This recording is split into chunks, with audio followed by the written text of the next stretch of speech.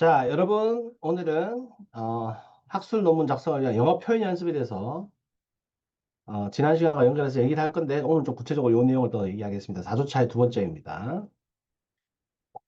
자, 요거 시작해 보겠습니다. 일단 기본적으로 영어로 글을 때 여러 가지 것들에 대해서 우리가 한번 생각을 좀 해봐야 되는데, 그죠? 이 내용 중에서 특히 이제 연구 영역을 어떻게 설정할 건지, 그리고 기존에 있는 연구와 다르게 연구 격차, 여기서 격차라는 거는 기존의 연구가 어디가 부족한지를 얘기하는 겁니다. 연구 목적을 어떻게 진술을 할 건지, 논리적으로 어떻게 구성을 할 건지, 그래서 학술적인 영어 글쓰기, 영작, 그죠? 거기에 대해서 좀 집중적으로 얘기를 하겠습니다. 이번 강의에서는. 아시겠죠? 자, 넘어가서 보겠습니다. 연구 영역 설정하기, 지식 격차 등등등 내용들이 있으니까 이런 것들은 개요를 한번 보시고 이제 구체적으로 하나하나 좀 살펴보도록 하겠습니다. 넘어가서. 일단 기본적으로 우리가 많이 하는 것 중에서 하나는 연구 영역을 설정하는 겁니다. 맥락을 설정하고 범위를 정의하는 거죠. 그렇다면 이거는 독자들한테 뭐가 중요하다? 연구의 배경과 중요성을 이해시키는 겁니다. 쉽게 얘기하면. 그래서 내 연구는 이러한 맥락에서 이러한 문맥에서 설정이 되고요. 왜 연구가 필요한지 타당성을 얘기하고요. 기존 연구에서는 이렇게 연결점을 제시하고 그렇다면 본 연구만의 이제 이 연구만의 내가 지금 하고 있는 연구는 어떠한 차이점이 있는지 어떠한 이제 우리가 흔히 표현하는 창의성이 있는지 그죠? 독창성이 있는지 이런 것들을 얘기하는 거죠. 그죠? 자, 다음 넘어가서 그렇다면 언어적 특성에 대해서 한번 보겠습니다. 보통은 이제 현재 완료를 많이 시제합니다. 영어로는. 그죠? 우리가 이제 학창시절에 배웠던 has pp, have pp의 그 현재 완료 얘기하는 겁니다. 왜냐하면 과거부터 지금까지 완료형 시제로 연결이 되었기 때문에 그래서 이 연구들은 지속적으로 반복되어 왔습니다. 강조해 왔습니다. 이런 거죠. 또는 집합적으로 그러니까 여러 가지 연구들이 또는 기존에 있는 연구들이 이 분야를 점점점 더 많이 연구하기 시작했습니다. 최근에 연구 트렌드는 이렇습니다. 라고 이렇게 표현할 수 있는 거죠. 그죠? 그러니까 요거는 연구의 양적인 측면으로 이러한 부분이 점점점 인식되고 있고 이러한 부분이 점점 연구가 늘어나고 있는 추세입니다. 강조되고 있습니다. 라는 거고 주제별로도 이렇게 동향으로 얘기할 수 있습니다. 그러니까 폭넓은 인용이라는 것은 여러 가지의 인용, 연구를 인용하는 겁니다. 그러니까 인용을 하실 때 한 사람의 연구만 또는 특정 연구만 많이 인용하지 마시고 다양한 연구를 인용하는 게 좋다. 그러니까 그 분야에 대해서 다양하게 인용해 주는 게 좋다라고 제가 앞에서 한번 말씀드린 적이 있거든요. 그래서 그 부분을 우리가 같이 한번 생각을 좀 해보셔야 됩니다. 그죠? 그래서 연구 영역을 이제 이렇게 얘기를 할 때 이런 식으로 얘기를 들 수 있습니다. 그래서 얘는 일단 기본적으로 학자들입니다. 자, 문해력 프레임워크라고 표현했습니다. 그래서 이 분야가 점점점 어떻게 인식되고 있다. 자, 기존 연구들은 이런 것들 자체가 목표 달성을 제대로 못하고 있기 때문에 좌절감을 느낀다. 그럼 뒤에서 우리 연구의 목적은 이렇다. 라고 쓰면 되겠죠. 최근에 많은 문헌들이 여기에 강요성을, 중요성을 강조하고 있다. 뭐 이런 식으로 글을 쓰는 겁니다. 그죠? 자, 다음 넘어가 보겠습니다. 자, 이런 부분들도 우리가 같이 얘기할 수 있죠. 자, 기존 문헌에서는 일관되게 어떤 부분이 제시되어 왔다. 자, 어떤 부분에 중점을 두고 있다. 학자들은 뭐뭐의 중요성을 인식하고 있다. 그죠? 동향은 이런 것들을 보여준다. 지난 10년간의 연구, 지난 5년간의 연구에서는 이게 두드러진다, 도드라진다. 이렇게 표현할 수 있고. 그죠? 그래서 연구 용역 설정을 위해서 효과적인 표현들을 쭉 한글로 적었을 때 이렇고 이제 뒤에 영어로 쓴 거를 얘기하겠습니다. 그죠? 자, 그러면 한번 구체적으로 다시 한번 우리가 분석을 해볼 수 있는 거죠. 그죠? 결론적으로 연구 영역을 설정하고 제시할 때 현재 진행형 또는 현재 완료형 자, 분야 전체의 동향을 언급할 수 있고요. 핵심 개념, 어떤 변화가 일어나고 있자, 패러다임이 바뀌고 있다. 이런 식으로. 그죠? 자, 그 다음 우리가 봐야 될 것은 연구의 지식과 격차. 이게 무슨 말이냐면 선행 연구랑 비교하는 겁니다. 그러니까 예를 들어서 기존에 있는 연구가 제한적이거나 불완전하거나 어떠한 분야가 충분히 탐색이 안 됐다.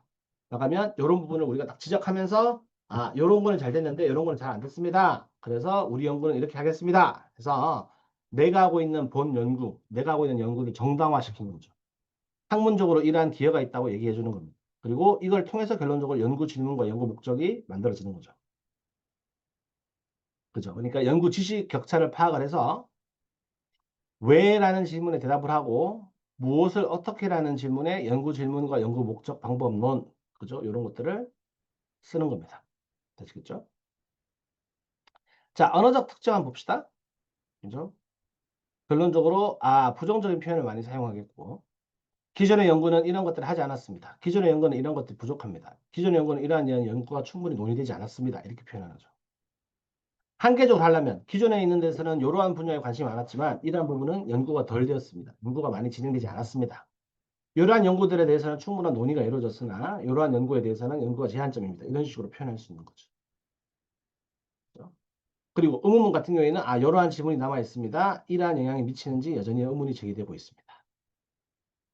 그래서 연구가 전혀 없다라는 거는 말이 안 맞고요. 상세한 조사가 부족하다. 이렇게 쓰시는 게 좋습니다. 이게 무슨 말이냐면 제가 지난번에도 말씀드렸는데 수업에서 잘 생각해 보시면 여러분이 세상에 있는 모든 연구를 다 하는 게 아니고 특히 영화 논문, 문헌 같은 경우에는 많이 안 읽어봤을 가능성이 높습니다. 왜냐하면 지금 아직 우리가 초기 단계의 연구자이기 때문에. 그러면 내가 읽어봤을 때 내가 지금 보는 이 참고 문헌에서는 이런 게 없었는데 하지만 교수님한테 물어보니까 이거 여기에 다 있어. 많이 연구되어 있어. 이런 경우도 있거든요. 그러니까 결론적으로 이렇게 얘기해야 됩니다.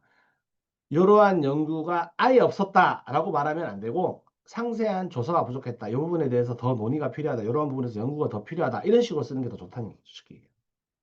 여기 무슨 말인지 이해되시죠? 네. 자, 넘어갑니다. 연구 격차 파악하는 거. 여기를 한번 읽어보시죠.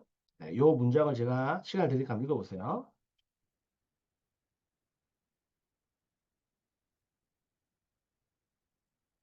그래서 기본적으로 기존의 연구에서 이런 거는 제시했는데 이러한 내용들을 하지 않았어요. 그럼 우리가 이러한 질문을 던져봐야 되는 거예요. 이렇게 하느냐? 할 수 있느냐? 설득력 있는 사례를 제시했지만 제한하진 않았어요. 그럼 여전히 풀리지 않은 질문이 남아있어요. 이렇게 이러한 논리 구조로 쓰시는 게 좋아요. 연구 격차를 파악할 때. 이 구조 좋죠? 네, 이렇게 글을 쓰시면 된다. 이 내용입니다. 자, 마찬가지로 이렇게도 쓸 수 있다라고 지금 표현하고 있습니다. 그죠? 자, 기존에 있는 연구를 인정을 합니다. 자, 잘 됐어요. 구체적인 내용을 제시해요. 근데 이러한 내용은 없었다고 얘기해요. 근데 그걸 하기 위해서 어떻게 하는 거죠? 다수의 출처 인용을 하는 거죠. 쉽게 얘기하면. 광범위한 연구가 이렇게 됐어요. 근데 이 내용은 없어요. 이렇게 얘기하는 거죠. 그러니까 된 거는 출처를 밝히고 되지 않은 부분들은 결론적으로 출처를 밝히지 않음으로 해서 내가 이 연구를 하겠다라고 표현하고 있는 겁니다. 그죠? 자, 더 구체적으로 한번 살펴볼까요? 조금 더 예시를 살펴볼까요? 그죠? 자, 뭐뭐에 대한 연구는 이루어졌으나 탐구가 제한적이다. 이 분야는 상당한 관심을 받아왔지만 여전히 미해결 상태다. 자, 이러한 이해가 발전했음에도 불구하고 이러한 질문들에 대해서는 대답이 안 됐다. 아직 해결이 안 됐다. 기존 문헌은 이걸 강조했지만 뭐뭐에 대한 연구를 충분히 발전되지 않았다. 자, 이러한 부분에 집중을 했지만 여기에 중요한 측면은 간과되었다. 여기에 더 집중해야 된다. 체계적인 연구가 부족하다. 뭐 이런 식으로. 그죠? 여러 가지 표현법을 작성하실 수 있습니다. 자, 연구 목적을 이제 진술하는 겁니다. 그러니까 내가 이제 연구를 하려고 하는 의도나 목적을 명확하고 간결하게 표현하는 겁니다. 그죠? 그러면 결론적으로 연구 목적 진술은 명확해야 되고 간결해야 되고 구체적이어야 됩니다. 그죠? 그러니까 보통 평가자 입장에서 제가 지난 시간에도 계속 연결해서 말씀드리는데 평가자 입장에서 뭘 참여 보느냐를 물어보시면 초록을 먼저 본다고 말씀드렸죠? 그 다음에 본다는 게 뭐라고 그랬죠? 연구 목적과 연구 질문이라고 그랬잖아요. 그 연구 목적과 질문에 따라서 방법론 제대로 됐느냐? 그리고 나서 제대로 해석이 됐느냐? 독창성 이렇게 넘어간다고 그랬잖아요. 그죠? 그래서 요 강의 다음 시간에는 뭐를 얘기할 거냐면 리뷰어 입장에서 그죠? 그러니까 5주차에서는 리뷰어 입장에서 논문을 바라보는 것들을 저희가 얘기할 겁니다. 그래서 오늘 요거 쭉 얘기하고 다음 주에 5주차에는 그거를 얘기할 것이다 라고 생각하시면 되겠습니다. 자, 언어적 진술 한번 보겠습니다. 자, 동사 명확하게 쓰셔야 되고요. 직접적인 표현 써주시고 되고요. 그리고 이제 현재 시제입니다. 그러니까 아까의 연구의 격차를 식별하거나 또는 연구가 이렇게 되는데 이게 부족합니다라고 얘기할 때는 현재 완료 시제를 쓰지만 영어로는 이제 우리가 해야 되는 것이기 때문에 미래 시제 쓰면 안 되고 현재 시제를 쓰는 겁니다. 미래 시제 쓰는 거는 제한점 맨 마지막에 미래 연구 방향성에 얘기했을 때는 미래 시제 동사를 미래 시제를 쓰는 거지만 지금 연구 목적은 웬만하면 전부 다 현재 시제를 쓰는 게 좋습니다. 현재 우리가 지금 뭘 할 거라는 걸 보여주고 있기 때문에. 그죠? 자, 연구 목적 진술 한번 예시 한번 봅시다. 자, 뭐뭐를 제안합니다. 뭐뭐를 제시합니다. 주의를 기울입니다. 이런 식으로. 그죠? 자, 예시 한번 봅시다. 요 내용 한번 볼까요? 자, 직접적인 표현을 했고요. 명확한 행동 동사를 표현했고요. 연구 맥락 얘기했고요. 구체적으로 영역했습니다. 그러면 결론적으로 요 연구 질문은 명확성, 관계성, 구체성을 모두 다 가지고 있다. 뭐 이런 거죠. 자, 이 논문의 목적은 최근 문헌에서 비롯한 교사 정책성과 관련된 이슈들을 개관하고 이러한 이슈들의 논의에 대한 내재적인 효과적인 교사 교육에 위한 시사점을 제안하는 것입니다. 이런 식으로. 자, 본 연구의 목적은 뭐뭐를 탐구하는 겁니다. 본 논문은 새로운 관점을 제시합니다. 본 연구는 요거를 조사하고 분석합니다. 본 연구는 이해하는 것입니다. 본 논문은 통찰을 제공합니다. 본 연구는 이거를 중점적으로 살펴볼 것입니다. 이런 식으로. 그죠? 그러니까 보통 양적 연구에서는 영어 단어 중에 조사한다라는 investigate라는 동사를 많이 쓰고 또는 검사한다, 검증한다, examine이라는 단어를 많이 씁니다. 근데 질적 연구에서는 explore, 탐구한다, 탐험한다, 또는 이해하고자 한다, understand 이런 단어들을 많이 쓰죠. 자, 개념하고 용어를 정의하는 거, 우리가 이제 개념, 용어, 정의하는 거죠. 정의하기. 그죠? 그래서 결론적으로 정의해 주는 게 좋습니다. 왜냐하면 정의를 해줘야 이 글을 처음 보는 사람 또는 이 분야에 대해서 잘 모르는 사람들 입장에서는 요 정의를 딱 보고 나서 아, 이런 의미를 얘기하는구나, 이런 논지를 얘기하는구나를 이해할 수 있으니까 딱 들었을 때. 요 이해되시겠죠? 자, 그래서 결론적으로 중요한 부분은 권위 있는 출처, 결론적으로 우리가 흔히 얘기하는 제가 말하는 대가 유명한 학자 특가를 인용을 해야 됩니다. 그리고 이 사람만 인용하면 안 되고 이 분야에 대해서 다양한 사람들이 얘기한 걸 또 인용해 줘야 됩니다. 자, 특정 용어를 잘 모르겠다 하면 명확하게 표현해 줘야 되고 설명도 해줘야 되는 거죠. 그죠? 그래서 개념, 용어, 정의의 언어적 특징들은 이러한 다양한 것들이 있습니다. 그죠? 자, 다음 넘어갈게요. 자, 정체성이라는 거는 이러한 얘기고요. 또는 이런 식으로도 개념화될 수 있습니다. 자, 뭐라고 쭉 설명하고 간단히 말해라고 해서 이런 식으로 표현할 수도 있습니다. 자, 영어 학습자는 이렇게 됩니다. 그 말즉슨 우리가 약어를 썼다. 영어는 이제 acronym이라 표현하잖아요. 그러니까 예를 들어서 저 같은 경우에는 ELL 하면 바로 영어 학습자를 알 수 있습니다. English Language Learners. 그런데 이걸 잘 모르는 이 분야에 익숙치 않은 사람들이 있을 수 있잖아요. 그러니까 풀어서 설명해 주는 거죠. 약어를 쓸 때는. 그리고 간결하게 정의를 해주는 거고. 맥락을 추가해주고 최신 데이터를 인용하고 이런 식으로. 그죠? 그래서 이렇게 정의한 것 자체가 간결하고 포괄적이고 맥락을 모두 다 제공한다. 요거는 정의가 잘 됐다. 이렇게 표현할 수 있죠.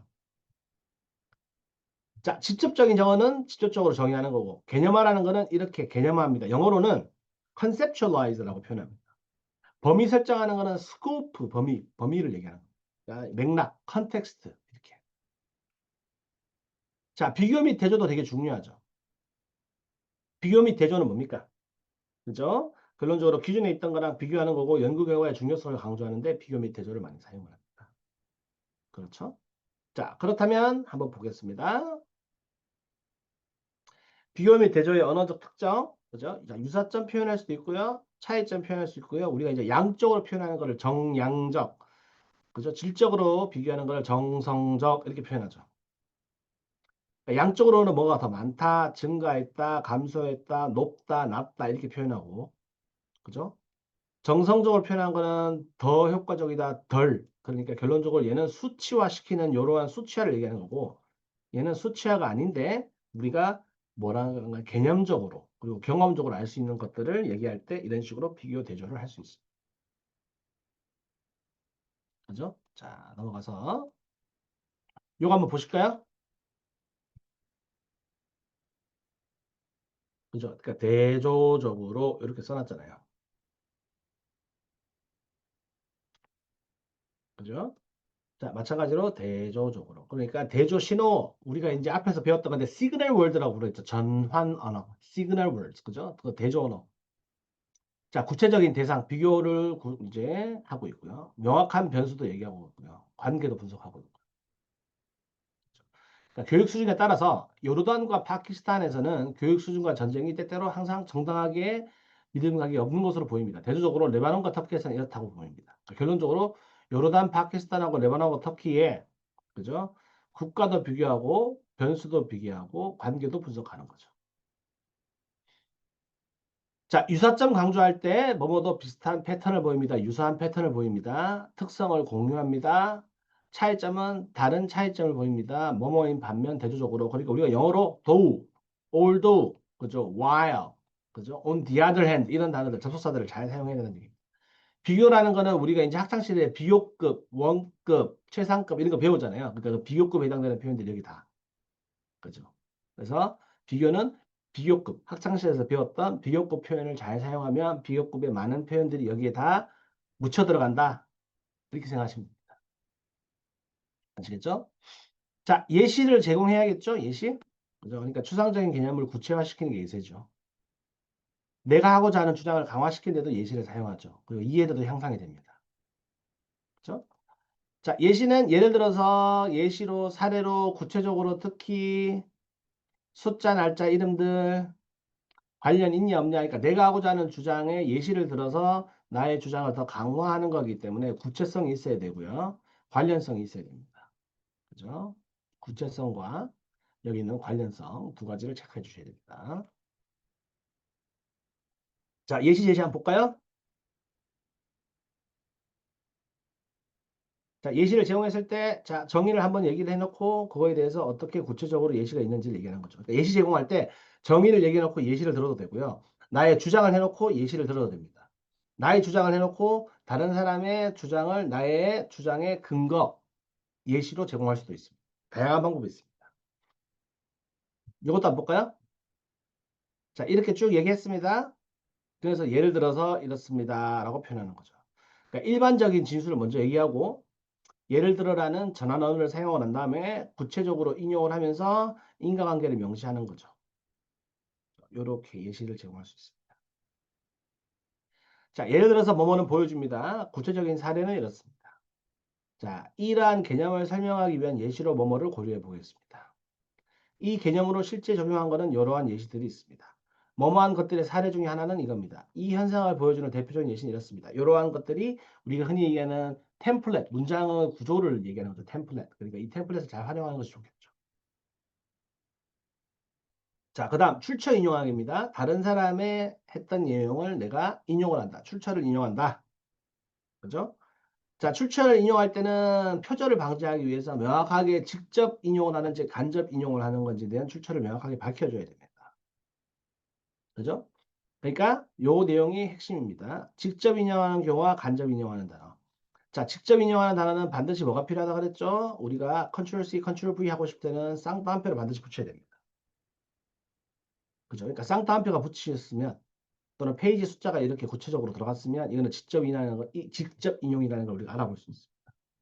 간접 인용이라는 건 뭐냐면 내가 그 줄을 꾹 쓰고 난 다음에 내가 글을 쓰고 난 다음에 괄호를 이렇게 쳐서 이렇게 인용하는 걸 간접 인용하는 겁니다. 그러니까 이 사람이 했던 말을 내가 그대로 복사해서 붙여넣는 컨트롤 C, 컨트롤 V가 아니고 이 사람이 했던 내용을 내가 이해한 방식으로는 이렇게 했고 이 사람이 원래 원작자이니까 원작자를 표시해 주는 거죠. 여러 사람의 내용을 복수자로 인용할 수 있습니다. 이런 식으로. 자, 요거는 알파벳 순서대로 씁니다. A, B, C, D 알파벳 순서대로 저자들을 나열하면 됩니다. 텍스트를 통합 인용하는 것도 이런 식으로 할 수 있습니다. 그죠? 그럼 봅시다, 여기.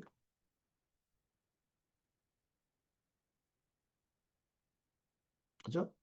그래서 결론적으로 이런 식으로 인용을 했고 이 사람이 얘기를 했고 다시 또 이런 식으로 인용을 했죠. 그럼 얘는 직접 인용을 한 거죠. 만약에 이게 지금 쌍따옴표가 없다라고 하면 요거는 간접 인용이 되는 겁니다. 이렇게. 그죠? 근데 쌍따옴표가 있기 때문에 얘는 직접 인용이 되는 거죠. 그러니까 쌍따옴표가 있으면 직접 인용, 쌍따옴표가 없으면 간접 인용. 요걸 정확하게 해야 됩니다. 그대로 복사해서 붙여넣기 하면 직접 인용, 그렇지 않다 간접 인용. 요 두 가지만 명확하게 차이점을 구분하시면 됩니다. 자, 요것도 한번 봅시다. 기본적으로 텍스트를 이런 식으로 직접 인용을 했습니다.